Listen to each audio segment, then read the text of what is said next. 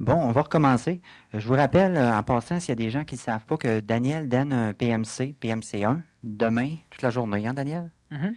OK. Fait que les inscriptions se font ce soir. Fait que ceux que ça intéresse, vous pouvez rencontrer Mario en arrière. OK. Fait qu'on continue avec la partie de questions. On a un avalanche de questions. On passera peut-être pas au travers de ça ce soir. Première question ici qui est quand quand on vit une descente d'énergie, la vit-on par phase? Combien de temps le corps subit-il cette descente d'énergie? Comment retrouver la nouvelle programmation du chemin à suivre? Bon, disons tout de suite que l'homme ne vit pas une descente d'énergie par phase et que l'homme qui vit une descente d'énergie n'est jamais perturbé par la descente d'énergie, c'est-à-dire que la descente d'énergie ne vient pas opérer chez lui des malaises, des transformations qui vont tendre à assujettir l'homme à la souffrance. Par contre, la lutte, les perturbations, disons, créées par la descente d'énergie intelligente dans son atmosphère psychologique, dans son atmosphère astrale, eux autres, cette lutte va tendre à essayer de faire souffrir l'homme de façon à dynamiser, à énergiser la psychologie de l'homme, la mémoire de l'homme, de façon à faire goûter la terre encore à l'homme.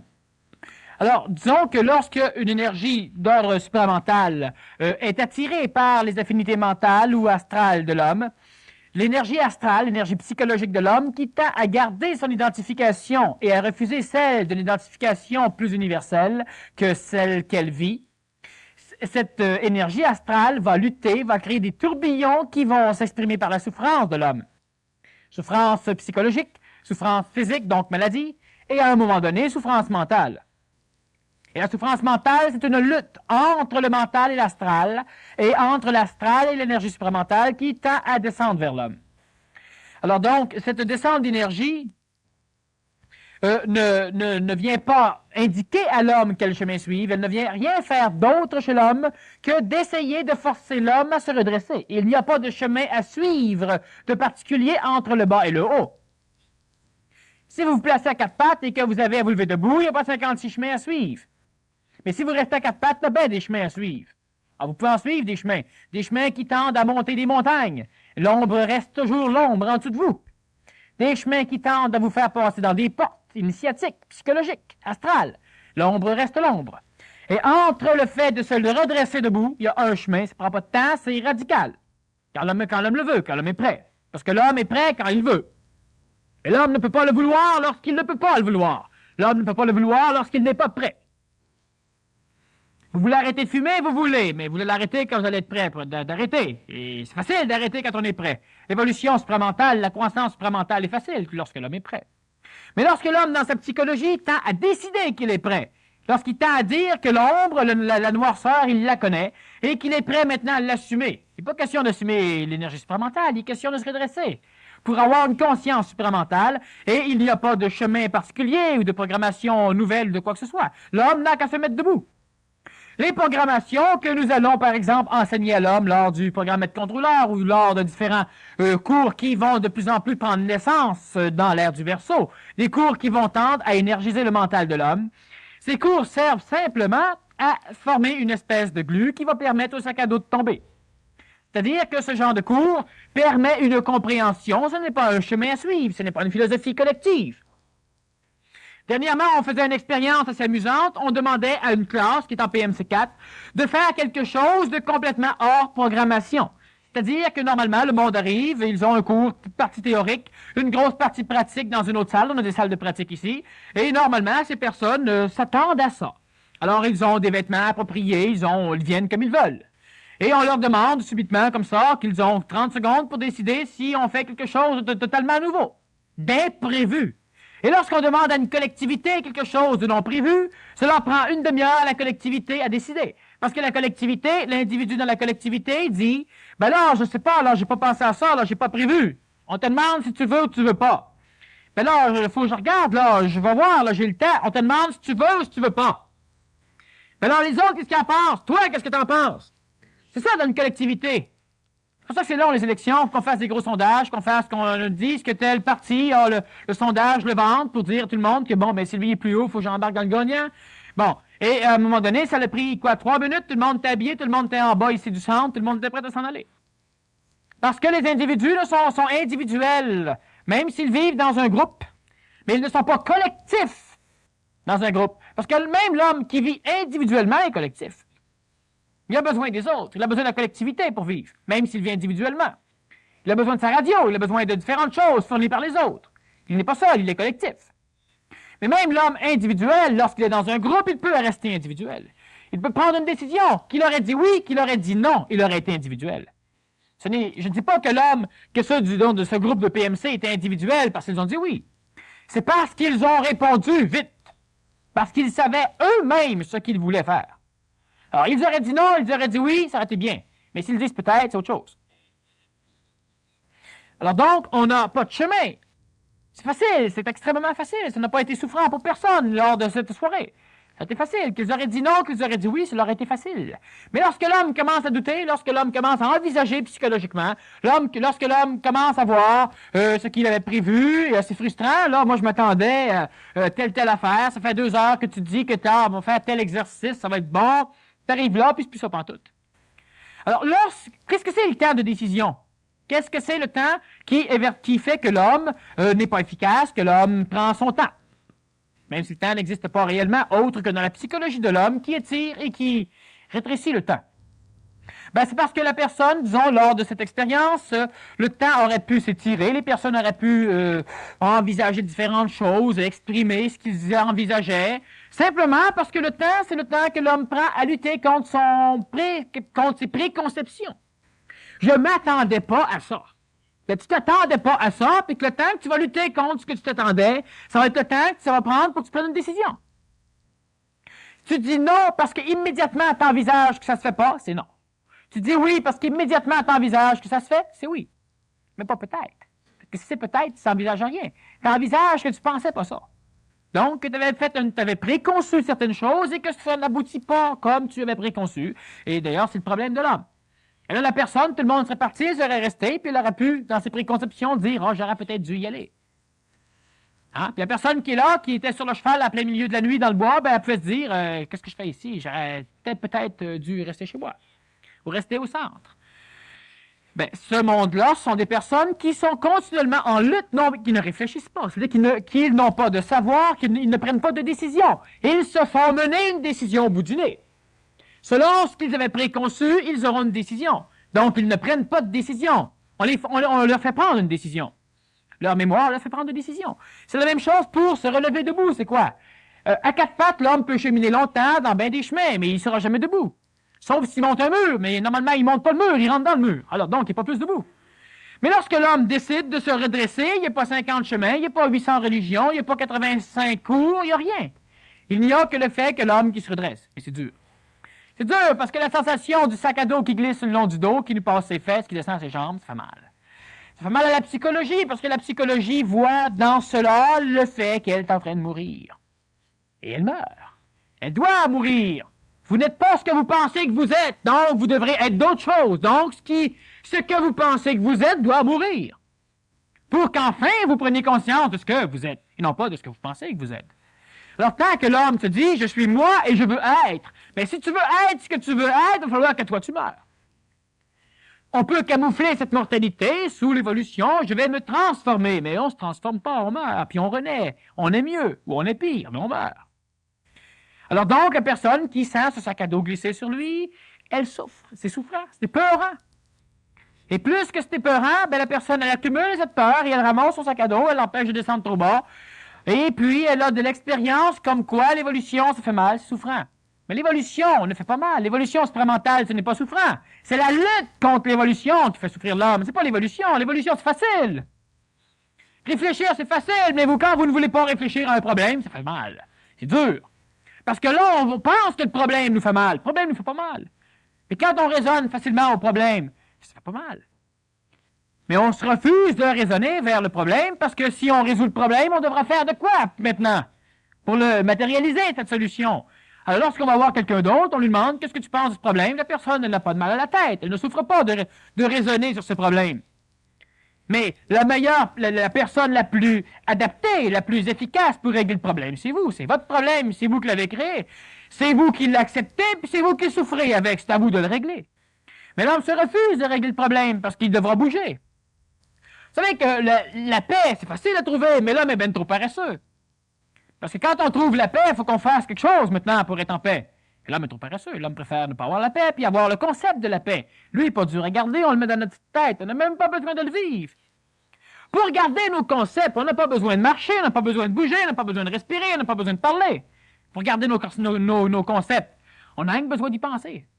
C'est suffisant. Mais lorsque l'homme devient ce qu'il est, ben l'homme exprime ce qu'il est. Mais exprimer ce qu'on est, c'est facile. Mais exprimer l'idée qu'on pense qu'on est, c'est souffrant.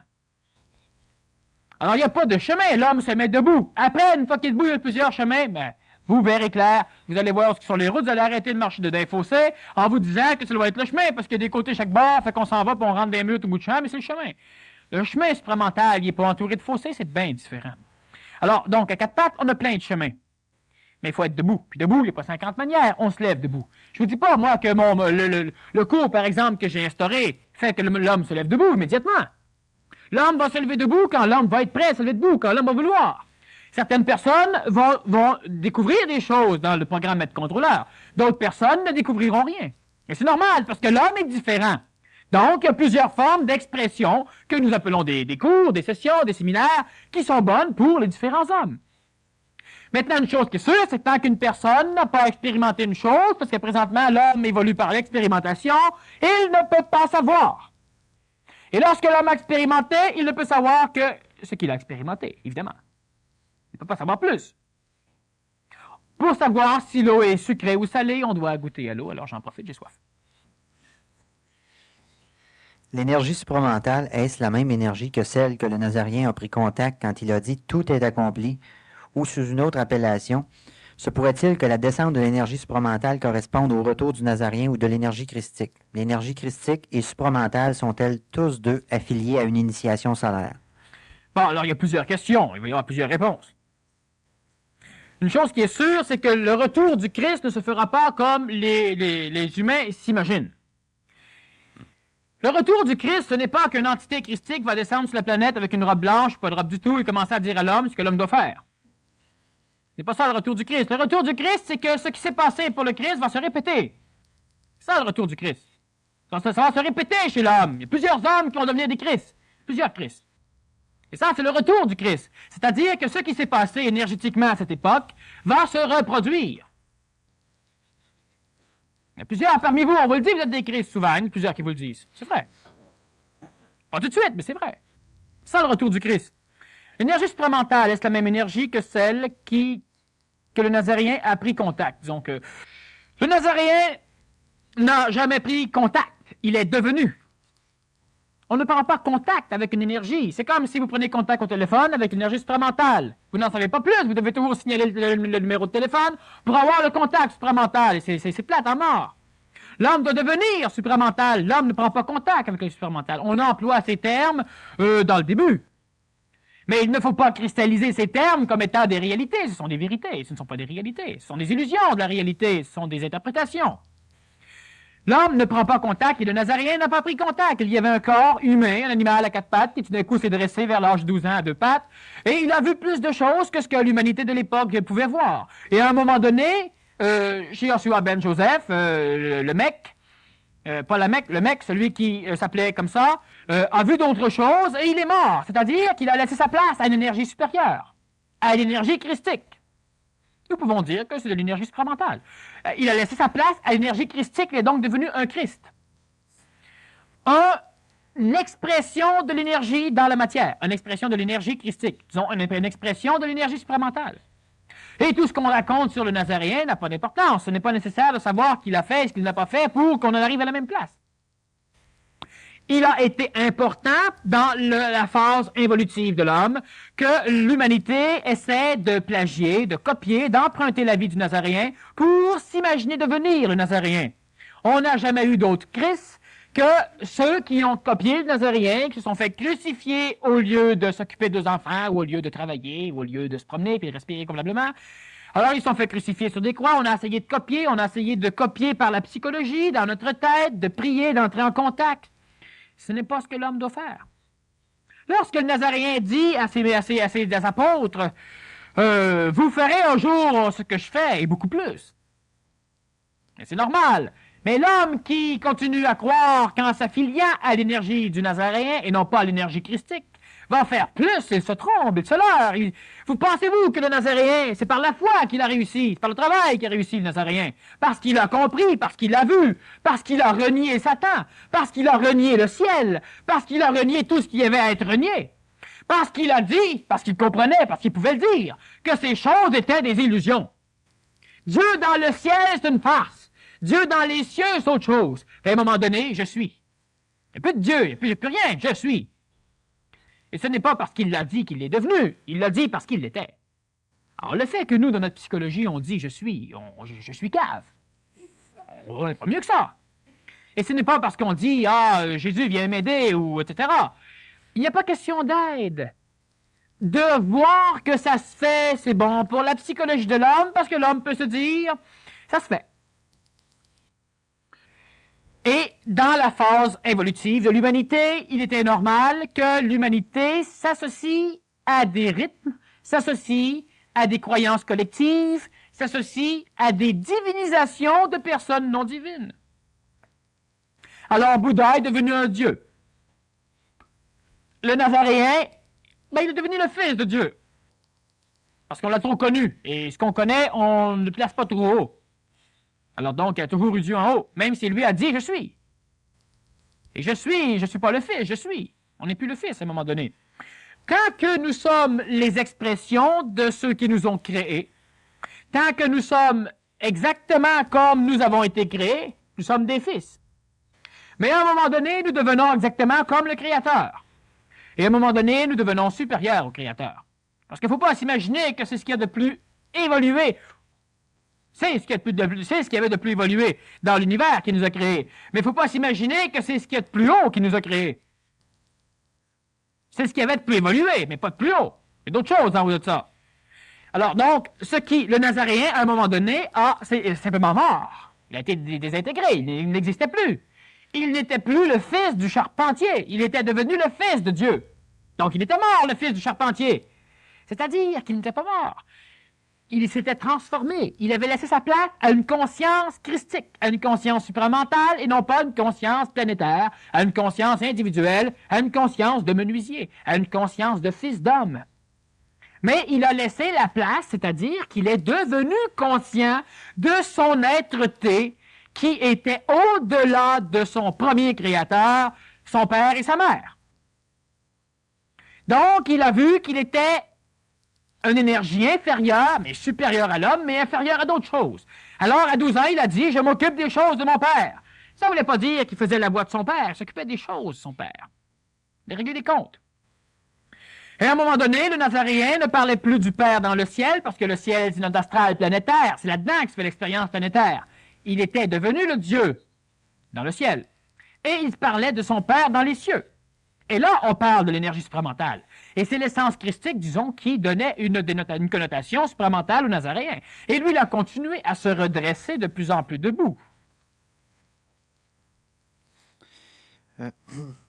Tous les reproches, les blâmes que l'ego reçoit lors d'une conférence, comme la tienne ou de d'autres, ou qu'on le dit pas responsable. Alors, pourquoi ces reproches? Doit-on reprocher avant ou après qu'ils comprennent, ou est-ce que les reproches sont des ondes de choc pour la prise de conscience? Bon, premièrement, je ne fais aucun reproche.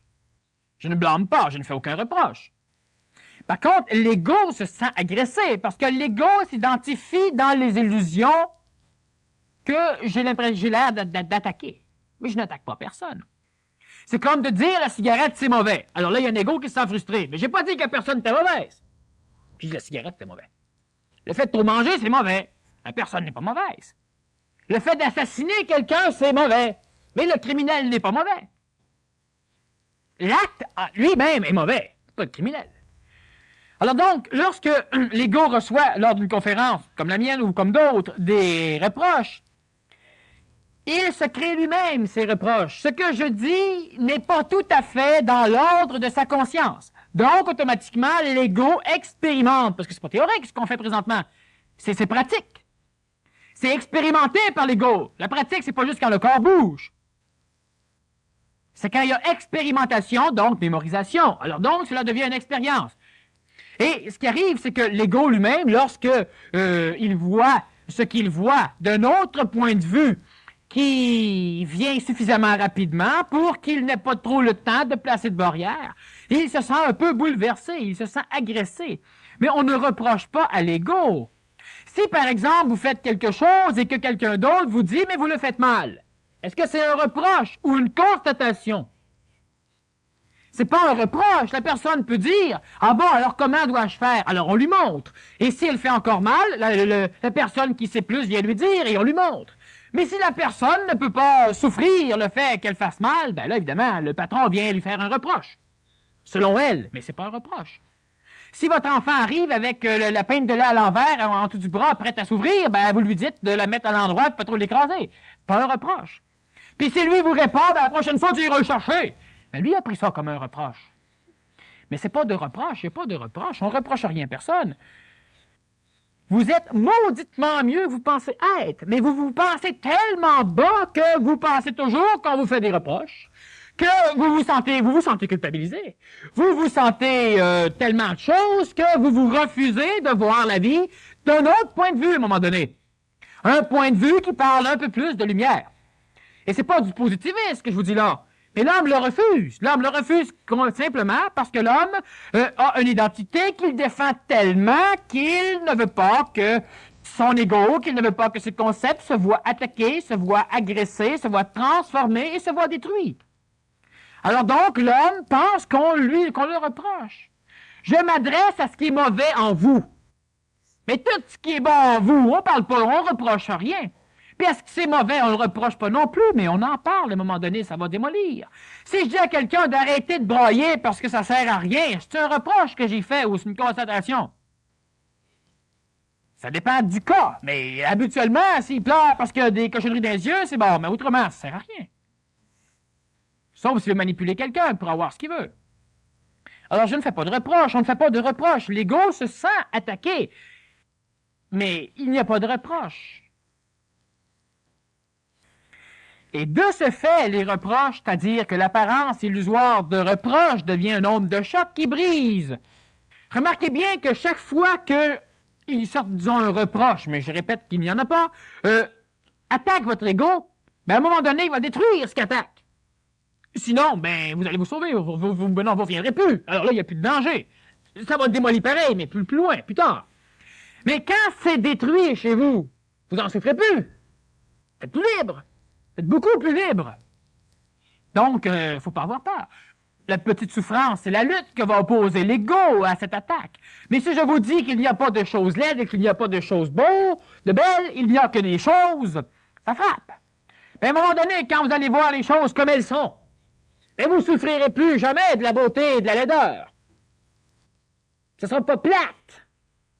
Ce ne sera pas plate de ne pas souffrir. Vous allez voir, c'est drôlement mieux. Puis drôlement, guillemets, plus beau que ce que vous voyez comme beau. Mais en attendant, évidemment, la personne qui s'est habillée pour être belle, ben si je dis qu'il n'y a pas de beauté et pas de laideur, ben elle s'enlève. Mais on ne l'a pas agressé, on n'a rien fait. Il y a une esthétique de la forme, mais il n'y a pas de beauté. Existe-t-il une influence réciproque entre l'astral de l'homme et celui de la planète, ainsi qu'une interperturbation? Bon, disons que prochainement, on va répondre à cette question dans la conférence La planète Terre, la Terre, un être en évolution. Je crois que tout à l'heure, on a dit que c'est la semaine prochaine, donc je ne suis pas trop sûr, on verra.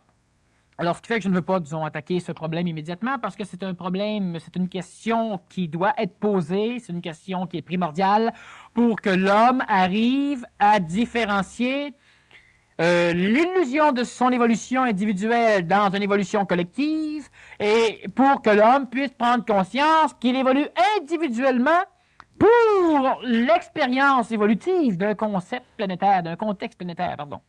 Donc, l'homme n'est pas un être qui évolue pour se sauver. L'homme est un être qui expérimente pour sauver beaucoup plus que lui-même, beaucoup plus que l'humanité, beaucoup plus que la planète Terre, et j'en dirai pas plus, parce qu'on me prend pour un fou, mais l'homme n'est pas là pour se sauver lui-même. Parce qu'il y a plusieurs personnes. Pourquoi pensez-vous qu'à un moment donné, on a des initiés, supposément des grands maîtres, qui arrivent à des points où ils pourraient nous laisser tomber, puis qui ne nous laissent pas tomber? Ah, parce que dans un autre plan, ils ont décidé, parce qu'ils nous aimaient bien, même si on les avait crucifiés, puis tout ça, de venir nous aider. C'est pas pour ça. C'est parce que leur évolution individuelle, ils se rendent compte à un moment donné que c'est pas ça l'affaire. Ils évoluent pas tout seuls. Ils sont pas là pour se sauver, ils peuvent pas se sauver s'ils sauvent pas le reste avec eux autres. Parce qu'ils sont pas seuls. Ils sont bien d'autres choses. Alors, ce n'est pas parce qu'ils nous aiment qu'ils reviennent, c'est parce que c'est de l'amour ésotérique. Ils sont attirés par nous autres, ils ont besoin de nous autres. C'est de l'amour comme l'homme. On aide ce qu'on a besoin. Alors donc, ces maîtres, ces initiés, lorsqu'ils découvrent qu'ils ne peuvent pas évoluer tout seuls, parce que la planète Terre doit évoluer. L'humanité doit évoluer. Et pour que l'humanité évolue au même point qu'eux autres, ce n'est pas en leur donnant des bribes d'évolution, c'est en les laissant faire leurs propres expériences pour qu'à un moment donné, chaque être, chaque expression individuelle de cette expression planétaire finisse par se dégager de la matérialité, de l'attraction planétaire et finissent par redevenir une partie. On dit qu'on est une partie de Dieu. On est premièrement une partie de la planète Terre. Et c'est la planète Terre qui évolue. Évidemment, tant que l'homme veut être individuel, tant que l'homme refuse de dire qu'il doit faire évoluer le reste au complet, en réalité, il ne fait pas évoluer, mais qu'il arrête au moins de l'empêcher d'évoluer. Alors donc, lorsque l'homme pense qu'il évolue tout seul, graduellement, et qu'à un moment donné, il se sépare, et qu'il va rejoindre Dieu, et qu'il devient une parcelle de Dieu, pour devenir une parcelle de Dieu, il devra perdre l'identité qu'il est lui-même, et avant tout, il devra avoir une conscience planétaire, ce qui veut dire qu'il sera la planète. Et il aura une conscience solaire, il aura une conscience galactique, il aura une conscience plus grosse à un moment donné. Mais pour avoir cette conscience, cela veut dire qu'on a tous la même conscience, et donc on est tous le même être. On est télépathiquement reliés d'une façon complète et globale, donc on est le même être. Présentement, vous êtes reliés télépathiquement avec vous. Donc vous êtes un. Vous n'êtes pas deux. Et vous ne voyez pas de télépathie. Mais présentement, ayant une conscience tout à fait polarisée, tout à fait séparée de la conscience, non pas collective, globale, ce qui est différent. Lorsque l'homme a une conscience collective, il perd un peu son identité et il se relie non pas à une globalité réelle, mais à une conception de cette globalité, qui peut être une religion, une philosophie, un enseignement, et l'homme est collectif. Mais même cet homme collectif, qui n'a pas une conscience planétaire, une conscience globale, cet homme collectif garde une conscience individuelle de lui. Mais il n'a pas une conscience, il n'est pas un être, un individu séparé qui a une conscience globale. Donc, il a une conscience individuelle, c'est-à-dire qu'il dit « je suis ». Mais cette conscience individuelle, elle est placée dans une conscience collective astrale qui lui donne l'illusion qu'il est un être à part, alors qu'en réalité, cet être à part est manipulé par les lois de l'ensemble. Et lorsque vous autres, vous essayez d'entrer en communication télépathique, la télépathie, ça se fait à la vitesse de la pensée. C'est instantané. Et si c'est instantané, cela veut dire qu'en même temps, vous pensez à la même chose. La télépathie, c'est ça. C'est pas qu'on regarde quelqu'un puis qu'on lui dit bon, alors je te parle, je sauve 25 cents et puis je te parle. Ce n'est pas de la télépathie, ça. C'est la manipulation astrale, mais ce n'est pas de la télépathie. On peut manipuler un individu pour lui faire des choses. Mais ce n'est pas de la télépathie, pas comme on l'entend, pas comme on devra l'entendre au niveau, pas comme l'homme du Verseau, pas comme l'homme nouveau va l'entendre. Alors donc, lorsque, à un moment donné, vous entrez en contact télépathique immédiat et total, réel, avec quelqu'un, vous pensez tous les deux en même temps la même chose. Vous êtes un. Mais vous ne le savez pas. Alors donc, vous pensez toujours que vous êtes télépathe. Et à un moment donné, l'homme aura une conscience planétaire, c'est-à-dire qu'il aura conscience de tout ce qui se passe à l'échelle de la planète, c'est-à-dire qu'il aura pas une omniprésence, mais une planète présence, c'est-à-dire qu'il aura une présence planétaire globale. Donc, quelle que soit la chose qui va se passer à l'échelle de la planète, l'homme le saura. Mais pour ça, il devra perdre la conscience individuelle d'une corporalité animale qu'il supporte pour l'instant. OK. Une question aussi qui a 3 pages. Je vais vous la lire parce qu'elle est appropriée avec la conférence d'asseoir. L'ego semble... Je peux aller aux toilettes pendant que tu... Tu as quasiment le temps. Non, l'ego semble celui qui cause des problèmes, plus souvent qu'autrement. Alors, pourquoi pendant... Permets-tu que je t'arrête de temps en temps? OK, ça marche. Sinon, il faut qu'on le relise. OK, je vais finir... Tu recommences. L'ego semble celui qui cause des problèmes, plus souvent qu'autrement. Alors, pourquoi pendant X années, l'a-t-on laissé faire quasiment n'importe quoi, souffrir mille et une manières? Pourquoi lui donne-t-on l'illusion qu'il contrôle lorsqu'en fait il ne contrôle rien que l'illusion d'être lorsqu'il n'est pas? Il ne contrôle même pas l'illusion d'être, il subit. OK. Il subit l'illusion d'être, il ne le contrôle pas. OK. Veux-tu la commenter plus loin ou si je continue l'autre Continue, partie? c'est beau, C'est là. comme une autre facette, là, J'ai ici. déjà expliqué tout à l'heure, on pourra... OK. OK. Pourquoi permettre son identification s'il ne doit pas? Pourquoi lui donner l'illusion du libre arbitre lorsqu'il n'en a pas? Pourquoi l'ego, en fait? Où est l'utilité d'être rien? Pourquoi l'ego est-il un être vivant mort-né s'il n'a que l'illusion de vivre et qu'il ne vit pas? On arrête-tu là? Il y a une troisième étape. Une troisième étape. Commençons par là. OK. Alors, premièrement, l'ego, le monde de l'illusion, dans l'expérience planétaire, c'est une réalité. Et l'ego, réellement, explore cette réalité qu'est ce monde d'illusion. Illusion qu'il a créée, illusion qu'il entretient, et illusion qu'on a aidé à énergiser simplement parce que dans la vision de l'ego, dans la vision explorative de l'ego qui recherchait l'expérience à l'origine, lorsque l'ego était suffisamment énergisé, il savait ce qu'il faisait. Mais on n'avait pas d'ego psychologique comme on a là. Mais lorsque cette énergie lentement s'est densifiée, elle s'est pluralisée de par la vision obligée par la matière, c'est-à-dire que Dieu, une fois planétaire, une fois matériel, a dû être limité par les possibilités matérielles de la perception. Donc, l'homme est apparu, c'est-à-dire que différentes possibilités d'expérimentation sont apparues, différentes possibilités de perception de la matière sont apparues, ce qui fait qu'on a eu des yeux partout, ce qui est l'homme. Mais pourquoi l'ego a-t-il été densifié? Pourquoi on a créé ce monde d'illusions? C'était simplement pour donner un cadre dans lequel l'homme va pouvoir évoluer, l'homme va pouvoir cheminer, surtout, car en réalité, l'homme évoluait, mais pour lui, il cheminait, il évoluait, il recherchait des divinités.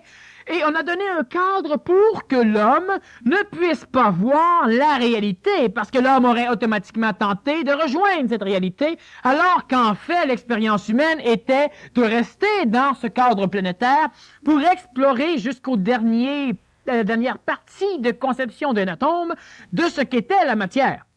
Alors donc, on a créé un monde d'illusions de façon à interdire à l'homme de pouvoir voir la réalité pour que, voyant la réalité illusoire, ce que lui a appelé la réalité, mais qui en fait était un cinéma, un cinéma créé pour lui, un théâtre. Et l'homme, dans ce théâtre, a exploré ce qu'il devait explorer, c'est-à-dire ce que, appelons-les par énergie intelligente, ce que les énergies intelligentes ont voulu que l'homme explore.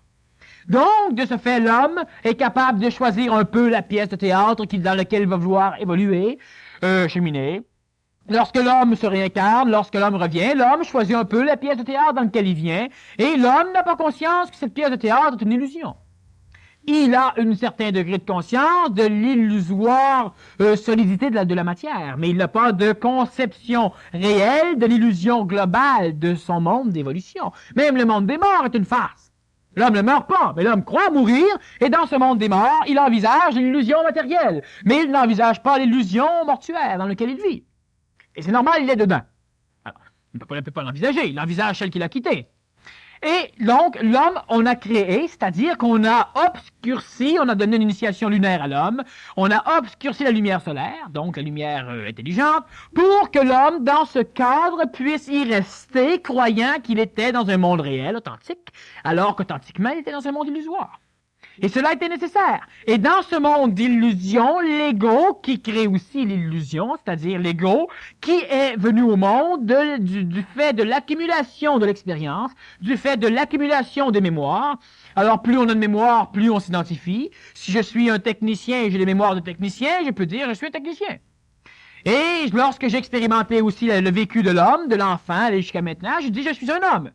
Je suis un terrien lorsque j'expérimente la planète Terre, lorsque je vois sa photo, lorsque j'apprends que je suis sur une planète. Je suis terrien. Et je fais partie d'un système solaire lorsque j'apprends.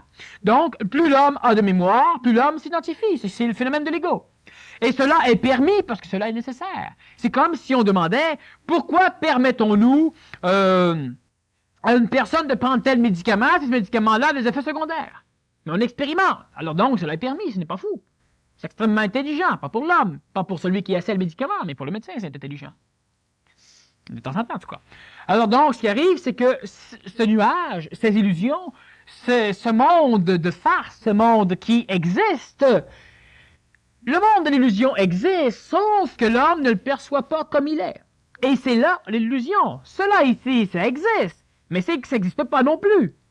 C'est-à-dire que l'énergie qui vient créer cette table, elle est vraie. Mais cette table, elle est fausse. Mais l'énergie qui l'a créée, elle est vraie. Exactement comme si je vous dis, ou cela peut être aussi, remarquez bien, toutes les formes que j'ai émises par la parole, parce que les mots, ce sont des formes, cela, l'énergie qui a été émise, elle est vraie. Mais la forme que cela a créée chez vous, alors, ça peut être de l'illusion. Mais l'énergie, elle est vraie. L'énergie, elle est vraie. Le verre ne représente pas l'énergie. Il représente l'un des degrés les plus bas de la réalité. Et moi, je crois que c'est l'un des degrés les plus hauts. Ou l'un des degrés, sinon les plus hauts, mais du moins très hauts, de l'énergie. Je crois que la matière, elle est réelle, assez que je m'empêche de traverser un mur. Donc, même si je dis c'est bas, c'est tellement bas que c'est haut aussi, parce que j'y crois en maudit. Alors donc, l'homme, il croit tellement que son corps physique a une importance pour lui. Et cette illusion, elle est nécessaire, même si elle est réelle. Donc, c'est pour ça qu'elle est nécessaire, parce qu'elle est réelle aussi. Il n'y a rien qui existe qui ne soit pas vrai. Mais par contre, tout ce que l'homme perçoit est mal perçu. Et dans ce monde perçu par l'homme, c'est de l'illusion. Et cela est essentiel pour que l'homme ne pense pas quitter immédiatement. Si l'homme verrait clair dans l'état où il est, l'homme évoluerait rapidement. L'homme n'est pas un être débile, l'homme évoluerait rapidement, mais on fait tout pour que l'homme n'évolue pas rapidement. Et d'ailleurs, il y a même des entités sur la planète qui font même tout pour que l'homme n'évolue pas du tout. Mais ceux-là, ils n'ont rien compris au phénomène. Ce sont les entités astrales, le mécanisme astral qu'à un moment donné, on devra détruire, on devra piler dessus. Mais, effectivement, l'homme, présentement, si l'homme se verrait dégagé de son illusion, instantanément, il disparaîtrait. Instantanément, il serait beaucoup supérieur à ce qu'il imagine être supérieur. Et cela ne peut pas se faire parce que l'homme est là pour expérimenter au nom d'une galaxie quelque chose. Mais l'homme est suffisamment présentement, même dans ce mécanisme d'illusion auquel il arrive difficilement à s'échapper, auquel il n'arrive même pas du tout à s'échapper, l'homme est suffisamment présentement énergisé par l'intelligence qui l'a placé ici. Et soit dit en passant, vous avez consenti, mais vous, évidemment, vous. Une entité a consenti, cette entité, maintenant, c'est toutes nous autres. Alors donc, présentement, l'homme a suffisamment d'énergie pour commencer une croissance supramentale, c'est-à-dire pour commencer à se redresser, pour commencer à se remettre debout. Et se remettant debout, l'homme dominera, l'homme sera un des êtres les plus, disons dans le vocabulaire humain, ce sera l'être où l'homme, l'humanité, fera partie des êtres les plus supérieurs de plusieurs, disons ce qu'on appelle un univers ou un super-univers. Parce que l'homme sera le seul à connaître le haut et à connaître le bas. C'est-à-dire que l'homme sera le seul à savoir dans l'univers. Les autres ne savent pas. Même les extraterrestres qui viennent pulluler chez nous ne savent pas. Ils viennent ici pour avoir un contact avec l'homme. Ils ont une apparence matérielle, mais en réalité, ils n'en ont pas une. C'est pour ça qu'ils peuvent voyager plus rapidement dans la matière que l'homme. Et ils viennent essayer de nous têter de l'information. Ce ne sont pas les êtres supérieurs. Ils ont une connotation supérieure de par leur possibilité matérielle dans notre contexte planétaire. Mais ils ne connaissent pas la matière. Et nous connaissons la matière. Nous la souffrons depuis des millions d'années, la matière. Nous la connaissons, nous sommes supérieurs à eux. Pas présentement, peut-être. Mais l'homme est un être, l'homme est une entité, l'homme est un esprit, l'homme est une fondamentalité de l'univers, de l'évolution de l'univers. Et présentement, l'homme, pour pouvoir devenir cette fondamentalité, d'ailleurs il l'est devenu, maintenant il doit s'en sortir, il doit se redresser. L'homme a dû vivre dans un monde totalement illusoire, dans un monde de l'heure, pour qu'il reste dans la matière, pour continuer son expérimentation. Et l'homme, présentement, doit maintenant...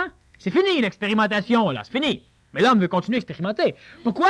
Parce que dans l'expérimentation humaine, il y a une chose catastrophique, non, mais disons égocentrique, égoïque, une chose énorme qui a été créée, et c'est normal, on va la balayer à un moment donné, et c'est l'astral planétaire. C'est l'égrégore, c'est l'ego planétaire. Et cet ego, cet astral planétaire, tend maintenant à empêcher son créateur, l'homme, de se libérer. Vous ne voulez pas que Dieu aille sur une autre planète et qu'il nous quitte pendant 200-300 ans. On veut qu'il reste ici, on va y faire des offrandes, on va l'attirer, on va prier. C'est ce que l'astral fait avec l'homme. Il ne veut pas que le créateur de cet astral planétaire quitte, disparaisse. Et on va le détruire. Il n'y a pas le choix. Mais présentement, on a donc ce phénomène qui tend à empêcher l'homme de se redresser, qui tend à peser sur l'homme, qui tend à noircir la phase de l'âge de fer, l'âge noir de l'humanité, qui tend à empêcher l'homme de vivre l'initiation solaire. Et ça, c'est l'initiation lunaire qui empêche cela. C'est les formes de l'astral, les initiations astrales, et toute la vie de l'homme, la vie psychologique de l'homme. L'homme va arriver à s'en dégager lorsque l'homme n'aura plus de vision polarisée, lorsque l'homme n'aura plus de vision dualiste de ce monde. Quand est-ce que l'homme aura plus de vision dualiste? Lorsque lorsque les récepteurs qui permettent à l'homme de connaître, d'analyser ce monde, son cerveau entre autres, ne seront plus en affinité avec la conscience de l'homme. Présentement, l'homme a une conscience qui est comment? L'homme a une conscience qui est en rapport avec ses facultés intellectuelles, avec ses facultés neurologiques, pour être plus précis. Parce que si, présentement, on vous triture un peu le cerveau, vous n'aurez plus le même état de conscience. Et si vous avez un cerveau supérieur, vous aurez un état de conscience supérieur, ou plus vaste, donc supérieur. Mais présentement, donc, l'homme a un état de conscience qui est en relation avec ses capacités cérébrales, et c'est pas mauvais, c'est très bon. Mais ces capacités cérébrales donnent à l'homme, de par leur fonction, de par leur formation biologique, une vue duelle, une vue polarisée, dans le beau et dans le laid, par exemple, dans le loin et dans le proche. Et c'est là qu'apparaît l'illusion. Et cela est tout à fait normal, cela est correct. L'ego manipule rien, il est manipulé, et il croit manipuler, mais il manipule pas. L'ego désire s'il existe, il désire jamais s'il n'existe pas. Donc, il faut que ça existe pour qu'il puisse le désirer. Alors, il pense le manipuler, mais il ne manipule pas. Lorsque l'ego possède un verre, il fallait que le verre existe, sinon il n'aurait pu le posséder. Il n'y a pas de créativité dans l'ego. L'ego ne peut pas créer. L'ego est manipulé. L'ego crée dans la matière à partir de la matière. Donc, il transforme. Mais il transforme la matière qu'il a. Il ne peut pas transformer un bloc de béton. Il doit prendre de la glaise. Alors donc, l'ego est manipulé. Il fait ce qu'on lui permet de faire. Et dans ce qu'on lui permet, lui pense que c'est lui qui le désire. Mais il désire ce qui existe. Il ne peut pas désirer ce qui n'existe pas. Parce que l'ego ne peut pas créer. Et c'est tout à fait correct, normal. Imaginez-vous, si l'ego a marché comme qui est présentement, là, s'il pourrait commencer à créer, qu'est-ce que vous créerez, sa terre? On crée déjà ces choses qui sont tellement pas correctes. Qu'est-ce que l'homme irait créer si l'homme aurait le pouvoir de créer dans la matière à partir de quelque chose qui n'est pas matériel? Donc de rien. Ça se peut pas. Ça pourrait. Ça peut pas se pouvoir.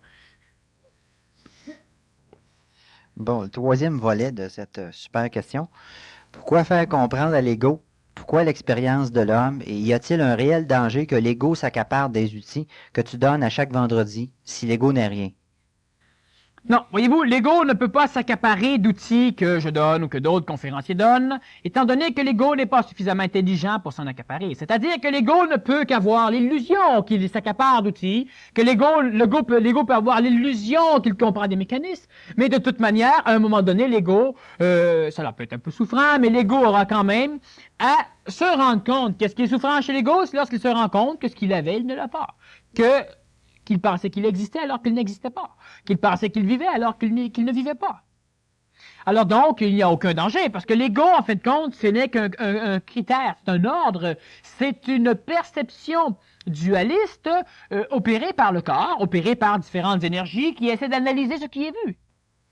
Et l'ego ne peut pas se servir des outils, c'est-à-dire que présentement, dans l'époque d'évolution où les égos qui posent des questions comme ça sont placés, ils ne peuvent pas se servir de ces outils pour nuire. Ils pourront se servir, ils pourront devenir, disons, ce que nous pourrions appeler des martyrs du supramental, c'est-à-dire des martyrs entre la libération de l'homme nouveau, de l'homme ancien, de l'homme piscéen, de l'homme poissonique, vers l'homme, disons, versique ou aquarien. Mais cette personne ne risque rien, elle ne risque rien réellement, elle ne peut pas rien causer non plus. Parce que le pire qui peut arriver avec une personne qui se sert mal, donc un ego qui s'emparerait de mécanismes de choc, d'outils, ben, elle irait détruire chez l'extérieur, jusqu'à temps qu'elle se fasse détruire. C'est-à-dire qu'elle irait donner des clashs jusqu'à temps qu'elle en mange. Et détruire, il n'y a rien là à détruire. C'est super, détruire. Adolf Hitler a détruit. Et qu'est-ce qu'il a fait, Adolf Hitler? Il a simplement permis à l'humanité d'arriver dans un schéma encore plus matériel. Donc, il a précipité le mal. Il était manipulé, évidemment. Et lorsque l'homme brise des formes à l'extérieur, il ne fait que travailler vers la libération de l'homme. Lorsque l'homme a suffisamment souffert qu'il ne peut plus souffrir la souffrance, il est libre. Mais pour que l'homme en arrive là, on doit brûler chez lui tout ce qui peut souffrir. Et l'homme sera libre. Adolf Hitler, évidemment, était un tyran, c'était un maniaque, c'était un imbécile. Il était manipulé de A à Z et même plus loin. Avant les lettres puis après les lettres. Mais il a quand même servi la cause de l'évolution parce qu'il a précipité l'involution. Évidemment, une personne, on n'en aura plus maintenant d'Adolf Hitler. On n'a plus besoin de ça. Avez-vous besoin de ça? On n'a plus besoin de ça. On n'aura plus de guerre dans le genre. On parle d'apocalypse, mais disons que c'est autre chose. Mais présentement, la personne qui, l'ego, ne peut pas s'accaparer d'outils. L'ego n'est pas libre de se servir de ces choses-là. Il est libre de penser qu'il s'en sert. Et dans le fait qu'il pense qu'il s'en sert, il ne peut pas faire grand-chose de dangereux. De toute manière, une chose qui est très fondamentale, tout ce qui pourrait réellement servir l'ego, je ne le dis pas.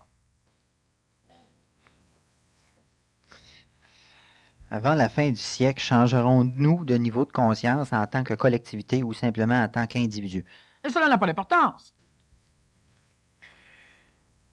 Le siècle va finir, et si je vous réponds oui, il va finir de toute façon. Et si je réponds non, il va finir quand même. Que j'ai dit ou que je n'ai pas dit. Donc, présentement, ce soir, je peux dire oui, ça va rassurer un peu le monde, et dans 20 ans, vous allez l'avoir oublié. Alors, donc, je ne suis pas menteur. Et si je dis non, c'est la même chose, sauf que si je dis non, ça va... Alors, je vais donc dire oui. Pour rassurer. Mais en réalité, cela n'a vraiment aucune importance. L'homme sera l'homme individuel. Regardez bien ceci. Avant la fin du siècle, changerons-nous de niveau de conscience? Donc, collectivement, allons-nous changer? Alors, c'est une question déjà qui intègre la collectivité, l'évolution collective à l'intérieur de la question. Changerons-nous et non pas est-ce que je vais changer? Pourquoi non pas est-ce que je vais changer? Et là, je ne veux pas attaquer la personne qui pose la question. Là, je profite. De toute façon, vous la posez toute aussi. Alors, je vous l'écrivez ou non. Donc, avant la fin du siècle, changerons-nous de niveau? Pourquoi la personne n'a-t-elle pas écrit « Est-ce que je vais changer ?» Parce qu'elle s'est dit « Voyons, il ne peut pas le savoir. » Alors, si il ne peut pas le savoir pour une personne, comment puis-je le savoir pour tout le monde? Cela n'a aucun sens. Et là, donc, c'est vrai. Conscience en tant que collectivité ou simplement en tant qu'individu. Mais la conscience collective, elle va devenir individuelle, c'est-à-dire qu'elle va disparaître et elle va mourir lorsque l'homme aura une conscience plus planétaire, lorsque l'homme perdra la conscience collective individuelle qu'il habite. Mais le fait de savoir si la collectivité aura une conscience individuelle, on s'en fout. De toute manière, jamais la collectivité n'aura de conscience individuelle. Pensez si bien, il n'y aura plus de collectivité. La collectivité n'aura jamais de conscience individuelle, c'est évident. En rapport avec la première partie, là, ici, y a-t-il des maladies ou des symptômes physiques reliés à l'entrée de cette énergie supramentale dans l'homme? Bon, tout à l'heure, j'ai un petit peu expliqué les mécanismes qui faisaient qu'on avait des symptômes pathologiques. Lorsque les mécanismes évolutifs, les mécanismes, disons, qui tendent à garder l'homme comme il est, les mécanismes d'identification, les mécanismes révisionnaires de l'homme, de l'évolution de l'homme, lorsque ceux-ci vont lutter, vont tendre à exprimer de l'astral, vont tendre à exprimer de la matière, pour prouver à l'homme qu'il est matière, alors automatiquement, il va y avoir des souffrances, des pathologies, des symptômes. Mais l'énergie de l'intelligence, l'énergie supramentale, entre autres, ne vient jamais perturber la corporalité de l'homme, ni la vitalité de l'homme. Elle ne vient perturber à peine que l'astralité de l'homme et la mentalité de l'homme, mais elle n'opère pas de maladie. de transformation. Disons que de temps en temps, certaines personnes peuvent voir une maladie dans le fait que leur corps s'améliore. Alors, c'est sûr que certaines choses doivent déboucher pour que les circuits méridials, les circuits, disons, des méridiens, laissent couler l'énergie vitale plus librement, de façon à donner à l'homme une meilleure santé et une longévité, disons, un peu plus intelligente. Mais il n'y a pas de pathologie autre que dans la lutte que va opposer l'ego à la destruction, à sa destruction. Alors, ce qui fait qu'on peut avoir des problèmes cardiaques qui peuvent régresser spontanément. On peut avoir des problèmes, disons, de diabète, qui sont des problèmes de circulation d'énergie vitale. On peut avoir différents mécanismes on en a déjà expliqué souvent. On peut avoir différentes pathologies, mais ces pathologies ne sont que l'expression de la lutte que va opérer l'ego, la poussée de l'ego pour empêcher l'énergie supramentale de venir descendre. Donc, évidemment, on peut dire que l'énergie supramentale finit à la longue par désagréger l'ego, et l'ego luttant va essayer d'incruster son identification dans la matière inférieure, évidemment, vu qu'il ne peut plus le faire dans la matière mentale qui est supérieure, car celle-ci sera habitée par l'énergie supramentale, par la conscience supramentale, et l'ego va donc essayer de porter son identification dans la matière inférieure, dans l'énergie vitale et dans l'énergie physique. Donc, on peut avoir des cancers, on peut avoir des maladies endocriniennes, on peut avoir un paquet de maladies qui sont des symptômes très bénéfiques de l'évolution de l'homme, donc du redressement de l'homme à la position verticale. Mais évidemment, c'est pas épeurant, ça va arriver de toute manière. De toute manière, l'homme qui n'a pas d'évolution, l'homme qui n'a pas de maladie causée par l'énergie supramentale, a plein de maladies causées par l'énergie astrale de toute manière. Alors, l'homme est malade de toute manière. Alors, tant qu'être malade, soyons malades vers la guérison. Mais habituellement, si la personne n'oppose pas trop de lutte à de nouvelles visions. Parce que c'est quoi ne pas opposer de lutte à la conscience supramentale? C'est quoi? Ben c'est simple. C'est qu'on ne doit pas opposer de lutte. On ne doit pas accepter non plus, évidemment. Mais on ne doit pas opposer de lutte à de nouvelles visions, à de nouveaux points de vue. Je ne parle pas du même point de vue stationnaire sur la même horizontalité. Je parle de nouveaux points de vue dans un ordre vertical. C'est-à-dire que je ne veux pas savoir, moi, que Dieu s'appelle Jéhovah et un autre me dit Dieu s'appelle Yahvé, alors je suis ouvert. Mais non, là, on est dans la même horizontalité. Je ne suis pas ouvert, je suis fermé. Cela va avec mes conceptions anti-destruction de l'ego. Je crois devenir planétaire parce que je dis que tous les hommes sont pareils. Mais les hommes ne sont pas pareils. Qui c'est qui a vu ici un homme pareil? Personne. Il n'y a pas d'homme pareil. Tous les hommes sont différents. Mais en essence, en ci, puis en ça, puis bien loin, où est-ce qu'on ne peut pas le voir, on peut dire que l'homme est pareil. Mais moi, je vous parle que de ne pas opposer de résistance à la perception d'un autre ordre de vue, d'un autre point de vue dans une verticalité. C'est-à-dire que l'homme est le serviteur de Dieu. Alors, à un moment donné, on vient vous dire que l'homme n'est pas le serviteur de Dieu, que l'homme est le créateur de Dieu. C'est vertical, pas horizontal. C'est nouveau, c'est pas ancien, c'est pas transposé, c'est différent. Alors, il ne faut pas se dire, ben ouais, non. Il faut voir tout d'un coup que ce serait vrai. Et d'un coup que ce sera faux, il ne faut pas croire. L'homme n'est pas là pour croire, l'homme est là pour savoir. Alors donc, si je vous dis à un moment donné que l'homme est le créateur de Dieu, et que l'homme est Dieu, l'homme est Dieu, ça va. Ça, c'est de l'horizontalité. Alors là, c'est ridicule. Je ne vous demande pas d'ouvrir vos vues à ce qui déjà existe sur la planète. Je vous demande d'ouvrir vos vues à ce qui vient neuf sur la planète. Dans une verticalité. L'homme nouveau ne doit pas s'adresser à l'ancien. Il ne doit pas s'adresser à ce qui est déjà établi. Il doit établir des choses. Et lorsque je dis que l'homme, par exemple, est le créateur de Dieu, c'est un exemple que je donne parmi tant d'autres. C'est à vous, simplement, de diagnostiquer si cela est vrai ou si cela est faux. Mais je ne vous demande pas de croire ce que je dis, je ne vous demande pas non plus de ne pas croire ce que je dis. Je vous dis simplement que vous devrez ouvrir vos perceptions. Votre ego, lorsqu'elle ne lutte pas trop contre la descente supramentale, doit simplement entrevoir les choses d'une façon de plus en plus haute, verticalement et non pas horizontalement. Donc, on ne va plus chercher la science en Orient, on ne va plus chercher la science en Occident, on ne va plus chercher la science dans le Midi, on ne va plus chercher la science nulle part. On essaie d'entrevoir de nouvelles choses. Et si c'est moi qui l'ai dit, cela peut être faux, cela peut être vrai. Je ne dis pas que des vérités, je ne dis d'ailleurs aucune vérité, je dis des choses. Et c'est à l'homme de voir si ces choses sont ce qu'elles sont ou sont d'autres choses. Et c'est à lui de le décider, c'est pas à moi de lui dire. Mais vous devez ouvrir votre vision à des choses verticales et non plus à des choses horizontales. OK, ici, une autre super question, 2 pages. Fait 4 minutes pour 2 pages. Wow, OK, on y va. Pas d'autres questions plus simples? Ouais, On peut-être. pourrait peut-être revenir à un autre moment donné. J'en ai plusieurs ici, mais c'est sur la planète Terre. On va attendre la semaine prochaine ici. Bon. OK, celle-là ici. Pourquoi blâme-t-on l'ego de s'identifier à ceci ou à cela? L'ego tend-il à se personnaliser pour se sécuriser? Une personnalisation, est-ce une identification ou un échelon plus haut pour en arriver à une dépersonnalisation?